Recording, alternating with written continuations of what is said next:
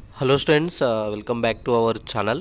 ఇంకా ఎవరైతే సరే మన ఛానల్ని సబ్స్క్రైబ్ చేసుకోలేదో త్వరగా వెళ్ళైతే సబ్స్క్రైబ్ చేసుకోండి. అలానే పక్కనే ఉన్న బెల్ ఐకాన్ క్లిక్ చేసుకోండి. మేము ఇచ్చే ప్రతి ఒక్క లేటెస్ట్ అప్డేట్ అయితే మీకు నోటిఫికేషన్ జరుగుతుంది. టీఎస్ ఎంసెట్ 2026 సంబంధించి ఎవరైతే ఫేజ్ 2 రిజల్ట్స్ కోసం అయితే వెయిట్ చేస్తున్న స్టూడెంట్స్ ఉన్నారో మీ అందరికైతే ఒక గుడ్ న్యూస్ అనమాట. మనకి రిజల్ట్స్ అనేవి అయితే రిలీజ్ అవ్వడం అయితే జరిగింది. మనకి వెబ్సైట్లో అయితే అందుబాటులో రావడం అయితే జరిగిందనమాట. ఇక్కడ ఈ వీడియోలో వచ్చేసి ఇప్పుడు ముందుగా ఎవరికైతే రిజల్ట్స్ వచ్చాయో ఇప్పుడు రిజల్ట్స్ వచ్చిన వాళ్ళు నెక్స్ట్ ఏం చేయాలి, ఆల్రెడీ ఫేజ్ 1లో ఆల్రెడీ వెబ్ ఆప్షన్స్ పెట్టుకొని ఆల్రెడీ ఒక కాలేజీలో రిజల్ట్ వచ్చిన తర్వాత ఆల్రెడీ ఇప్పుడు ఏమంటారు మనకి ఎవరైతే కాలేజ్ రిపోర్టింగ్ ఎప్పుడు చేయాలి మొత్తం క్లియర్గా నెక్స్ట్ అప్డేట్ ఫేజ్ 1 నుంచి ఇప్పుడు ఈ ఫేజ్ 2 వరకు మొత్తం ఈ వీడియోలో ఇవ్వబోతున్నాను. మీరు చేయవలసిన ఏం లేదు, ఏ కాలేజీలో మీకు సీట్ వచ్చిందని చెప్పేసి ఖచ్చితంగా కింద కామెంట్ చేయండి. అలానే ఒకవేళ మీకు కనుక మంచి కాలేజ్ రాకపోతే మాత్రం ఏం చేయాలి అని చెప్పి కూడా మీకైతే నెక్స్ట్ ప్రాసెస్ అయితే చెప్తాను. ఓకే, ఇక్కడ కింద వాట్సాప్ గ్రూప్లో జాయిన్ అయిపోతే ఫాస్ట్గా అయితే జాయిన్ అవ్వండి.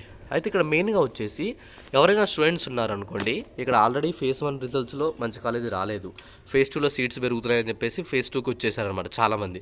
అయితే ఒకవేళ ఇప్పుడు ఈ ఫేజ్ 2లో కూడా మీకు మంచి కాలేజ్ రాకపోతే మీకు ఒకటే ఒక ఆపర్చునిటీ ఉందన్నమాట. ఏదైతే మన మేనేజ్మెంట్ సీట్స్ ఉన్నాయో ప్రజెంట్ అయితే ఎక్కువ అమౌంట్ అయితే లేవన్నమాట. అన్నీ మన బడ్జెట్ రేంజ్లో మంచి కాలేజీలో కూడా తక్కువ అమౌంట్ తోటి అయితే ఉన్నాయన్నమాట.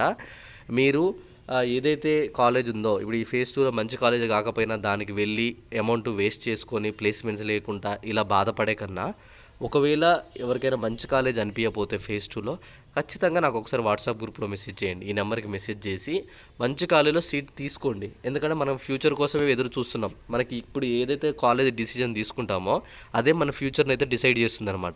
ఎందుకంటే మంచి ప్లేస్మెంట్స్ ఉన్న కాలేజీలో జాయిన్ అవుతే 100% మీకు థర్డ్ ఇయర్ ఎండింగ్లో ఫైనల్ ఇయర్ లోపే మీకు ప్లేస్మెంట్స్ వచ్చేస్తాయి అనమాట.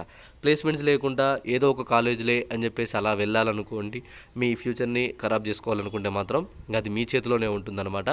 ఎవరు కూడా ఎక్కువగా అనుకోకండి, తక్కువ అమౌంట్ తోటే మంచి కాలేజీలో నేనైతే సీట్స్ ప్రొవైడ్ చేపిస్తున్నాను అనమాట.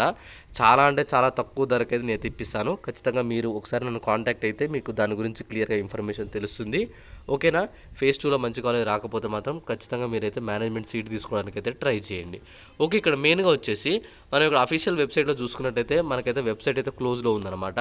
మనకి ఇక్కడ ఆల్రెడీ ఫేజ్ 1 మీకు తెలుసు, ఫేజ్ 1లో ఎలా అయితే మనకైతే వెబ్సైట్ క్లోజ్ చేసి తర్వాత రిజల్ట్ రాగానే ఓపెన్ చేస్తారో మీకు ఆల్రెడీ మెసేజ్ వస్తుందన్నమాట. మెసేజ్ కనుక రాలేదంటే మీకు ఆల్రెడీ సీట్ రాలట్టే అనమాట. కొంతమందికి సర్వర్ ఇష్యూ వల్ల కూడా మెసేజ్ రాదనమాట.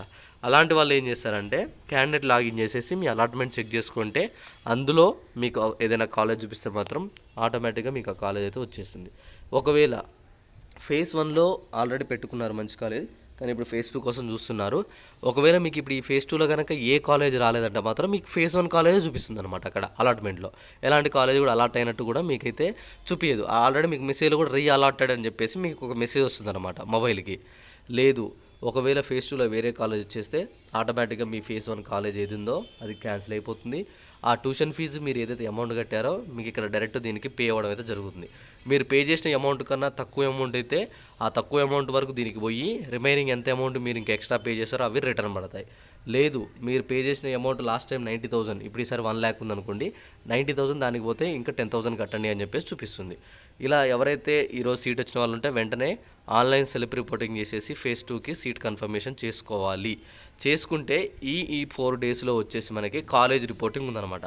ఈ కాలేజ్ రిపోర్టింగ్ ఎవరంటే ఆల్రెడీ ఫేజ్ 1లో సీట్ వచ్చిన వాళ్ళు, ఇప్పుడు ఫేజ్ 2లో సీట్ వచ్చిన వాళ్ళు మీ యొక్క సర్టిఫికేట్స్ అన్నీ తీసుకొని, ఏదైతే మీరు సర్టిఫికేట్ వెరిఫికేషన్ రోజు వెళ్ళారో ఆ సర్టిఫికేట్స్ అన్నీ తీసుకొని ప్లస్ ఇప్పుడు ఏదైతే అలాట్మెంట్ ఆర్డర్ మీకు వచ్చిన కాలేజీలో అలాట్మెంట్ ఆర్డర్, అలానే మీరు ఇప్పుడు జాయినింగ్ రిపోర్ట్ కొడతారు కదా, జాయినింగ్ రిపోర్ట్లో మీకు అడ్మిషన్ నెంబర్ వస్తుందన్నమాట.